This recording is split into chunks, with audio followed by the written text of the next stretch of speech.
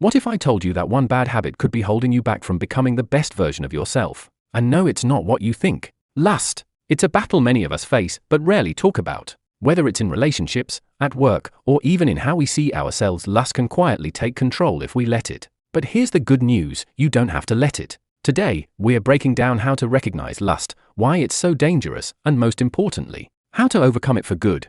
1. Lust is not love, it is the opposite. Let's get real. Lust isn't about connection or care, it's about selfishness. It reduces people to objects, stripping away their humanity and replacing it with your own desires. Think about it, when you lust after someone, are you seeing them as a person, or as something to use? Pro tip, ask yourself this: if your sister, mother, or daughter were in the same situation, would you feel the same way? If the answer is no, that's a sign you're letting lust cloud your judgment. 2. The enemy in your pocket. Here's a hard truth, pornography isn't harmless. It's poison. It rewires your brain, making it harder to resist temptation and dulling your ability to empathize with others. Every time you indulge, you're feeding a fire that will eventually consume you. Did you know? Studies show that pornography addiction can lead to increased loneliness, anxiety, and even depression. It's not just about what you're watching, it's about what it's doing to your mind and your relationships. 3. You have a choice. Lust doesn't control you unless you let it. Every time you give in, you're making a choice.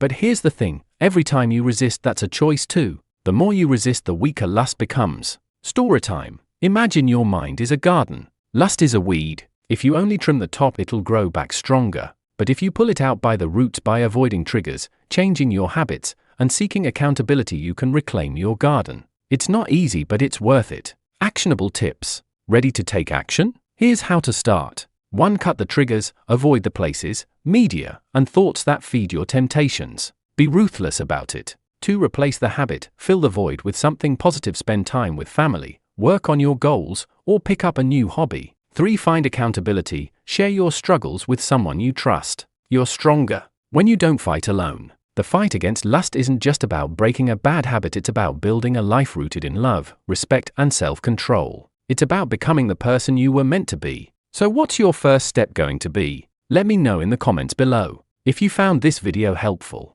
give it a like, subscribe for more content like this, and share it with someone who might need to hear it. Remember, the hardest battles lead to the greatest victories. You've got this. See you next time.